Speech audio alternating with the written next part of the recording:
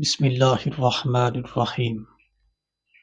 ایک زمانہ تھا کہ کسی عوامی بیت الخلاء، ٹرین، دفتر، ہوٹل میں مجبوراً جانا پڑ جائے تو وہاں دیواروں پر آپ کو دنیا جہاں کے نعرے، باتیں اور جملے پڑھنے کو ملتے تھے۔ یہ جملے آپ کو بیت الخلاء سے باہر نہیں ملتے تھے، کیونکہ وہ جملے باہر کی مہذب دنیا میں دیکھنے یا پڑھنے کے لائق نہیں ہوتے تھے۔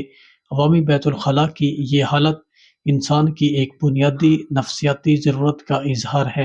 انسان کی فطرت ہے کہ وہ اپنے دل کی بھڑاس جب کسی کے سامنے نہیں نکال پاتا تو وہ اس قلبی اور جذباتی غلاظت کو کسی ایسی جگہ فارغ کرنے کی کوشش کرتا ہے جہاں اسے دیکھنے والا، روکنے ٹوکنے والا، برا بھلا کہنے والا کوئی نہ ہو۔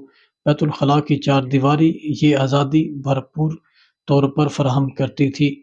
جب سوشل میڈیا آیا تو یہاں بھی لوگوں کو ایسا ہی ایک ماحول دستیاب ہو گیا۔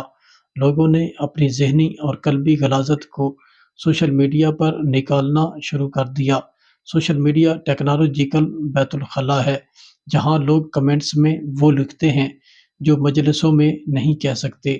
سوشل میڈیا پر شرفاء ایسی مغالطات بکتے ہیں جن کے بارے میں عمومی زندگی میں تصور بھی نہیں کیا جا سکتا کہ اتنا بااخلاق پڑھا لکھا شخص یہ الفاظ لکھ سکتا ہے۔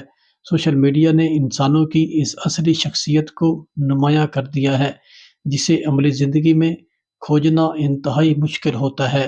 آپ اپنے دوستوں کے کمنٹس پڑھیے یا ان کی ٹائم لائن دیکھیے، آپ کو پتہ چل جائے گا کہ ان کے ذہن اور قلب میں کتنی نفاست ہے یا کتنی غلاظت بھری ہوئی ہے۔